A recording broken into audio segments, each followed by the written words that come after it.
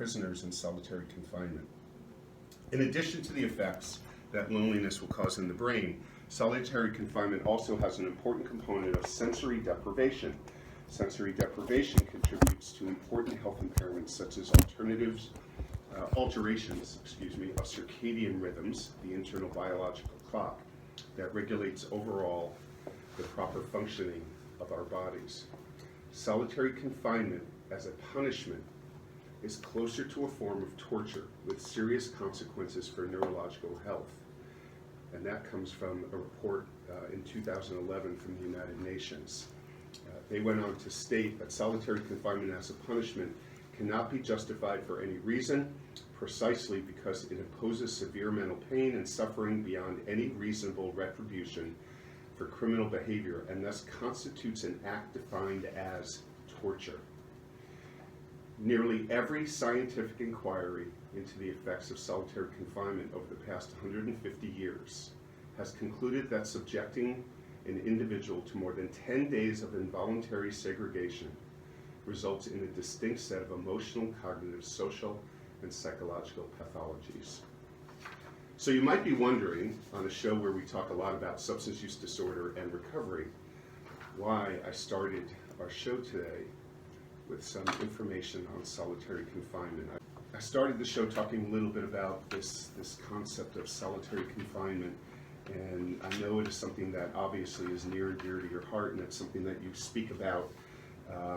What was that experience like? Because from our conversation, it sounds like the only time you wound up in solitary confinement was when you behaved in some way that was directly related to your disease of substance use disorder, and in response to that, you would face this level of discipline.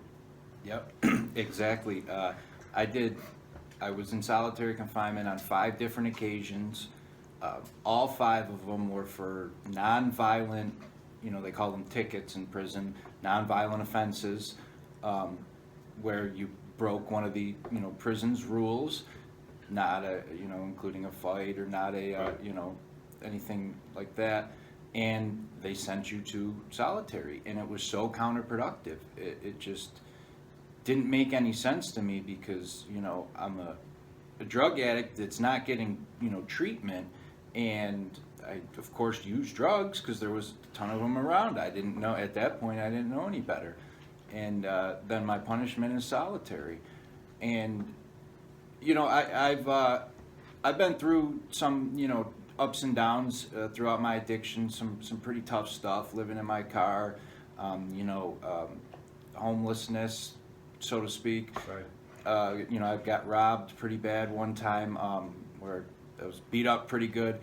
None of that even is on the same wavelength. It doesn't even come close to the pain of solitary. Right. I've never felt that level of hopelessness ever in my life, not even close. Right. It was just waking up every day in there was like,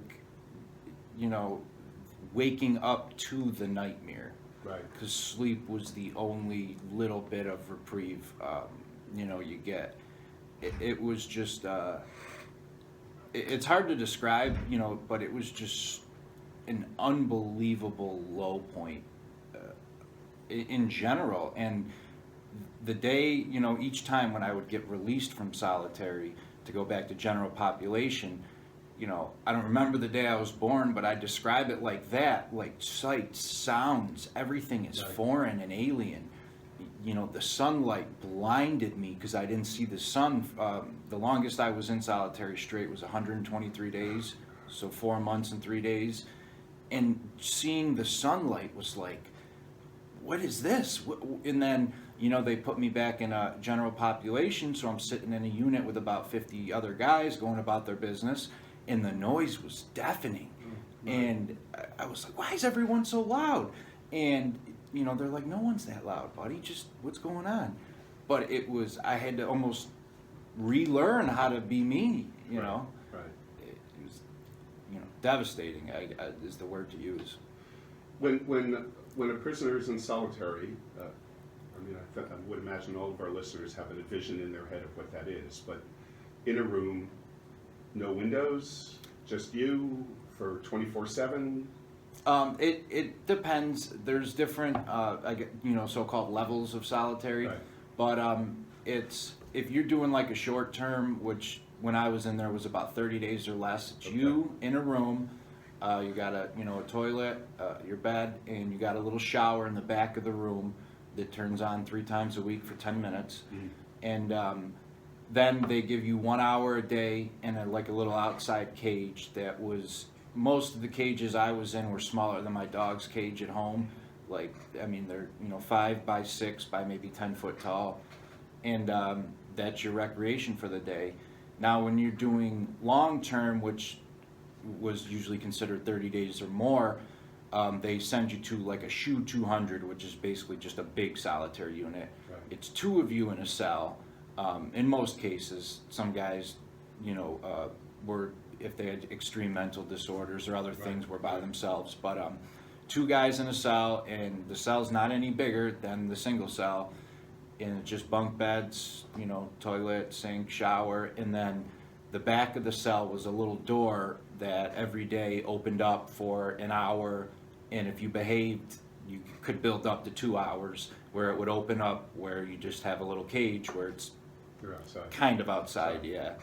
Are you allowed reading material? Yeah, you're allowed 5 of your own books, and again, if you behave, like after 30 days, you can get 5 more, and then once a week they come around with a library cart, which is a bunch of beat up old books that you might have 80th pick of after the other guys, so it's kind of whatever's whatever. My father actually would send me stacks of mail every day. He would go on the internet and just print up whatever articles he could find, because it would be stuff to read. Right. And that's actually how I got into meditation. Yeah. He sent me a bunch of stuff on meditation. Him and my mom would send me these stuff, and I just started doing it, and they're just out of complete desperation. But you can get books, and you're allowed mail, and that's also another tough spot, because a lot of guys don't have money. So if you don't have money for stamps, you can get mail and you can't send anything back to your family. So that's pretty devastating. No phone calls, which was awful. Right. And just the first time I went in at 250 pounds, which is about what I weigh now. After those 123 days, I came out, I was 196. So, you get the basic minimal meal brought 3 times a day, and the dinner's at 4 o'clock. Breakfast is at like 7:30. So 4 p.m. to 7:30 the next morning, you got nothing. Right. And it just, there's, definitely wasn't 2,000 calories a day. Yeah, right. So, you got all these little things added on that kind of build up to, what makes it so bad. The lack of food, the losing weight. Then I tried to work out, but I don't have enough food, so I don't have enough energy. Right. Then the book cart comes around and there's only Spanish books left, so I can't really read them. So now I'm bored. It's just like... It's barbaric. Yeah, there's a lot of... just adds up. Right. When I was doing some reading this week about it, some of the articles I read, they were quoting people who work in the penal system defending the use of it, and I'm reading it and I'm just, how do you defend this? I don't get it, and I'm sure there are people out there who would disagree with me, who maybe work in the penal system, but everything you're describing, there's just no way in my head it makes any sense that does anything other than torture you. Yeah, it definitely did not help me at all, and that is shown right in, every time I got out, I went right back, even though it was what I would describe as the worst place I've ever been in my life, But I guess to defend it in a small way would be for what it was designed for, is if somebody, does a really violent, somebody stabs somebody else, they have to be separated. And then it just turned into, well, we have all these open solitary cells, so we'll, send every minor infraction there. I guess that'll stop, and it clearly didn't. Right. And even that, when you think about it, So what the system is saying is if you demonstrate a symptom of your mental illness, a diagnosed medically appropriate mental illness, which is what a diagnosis of substance use disorder is, we're going to punish you. Yep. You know, so again, I always think, because our listeners have heard this before, I tend to equate everything with cancer because I'm a cancer survivor.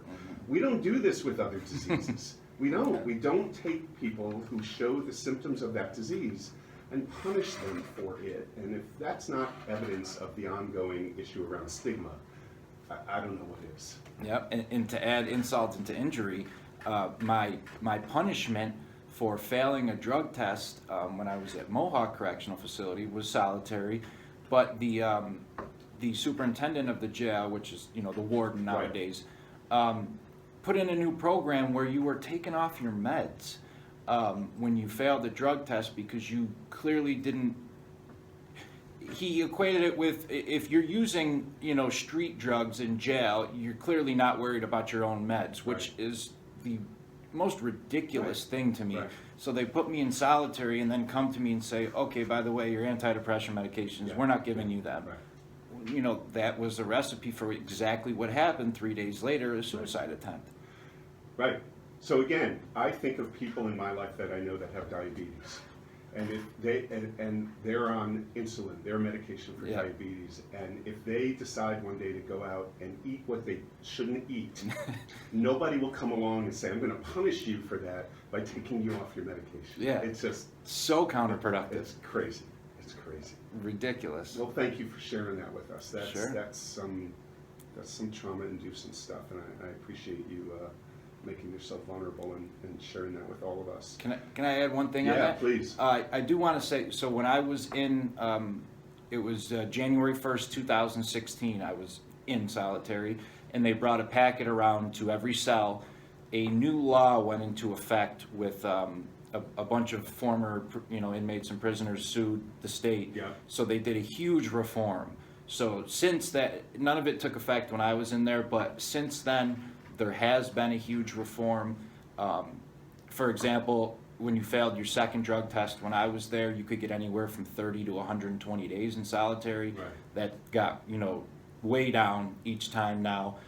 They offer a phone call once a week. You're allowed to call family, some food you could buy at night, more privacy when you're showering for your bunkie and stuff. Right. So that by no means fixes the problem, but it's a tiny bit better for especially a lot of the people with mental illness in there. Right. So to add to that, and I was just in this conversation last night,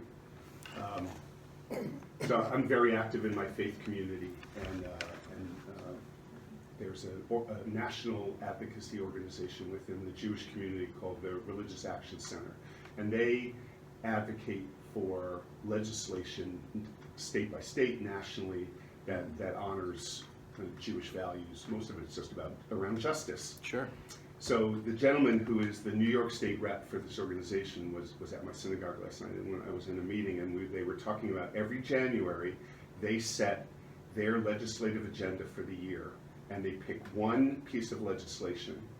And so last night he was sharing with us that they're the four kind of finalists, because they look at legislation that honors issues around justice, and also legislation that the evidence seems to be they would have a good chance of getting passed. Mm-hmm. And one of the four pieces of legislation that they are looking at is a continued decrease in, I think this legislation would say no more than 15 days of solitary confinement, which is 15 days way too many, but still moving in the direction of what you from what you experienced, of a recognition that this is just not the answer.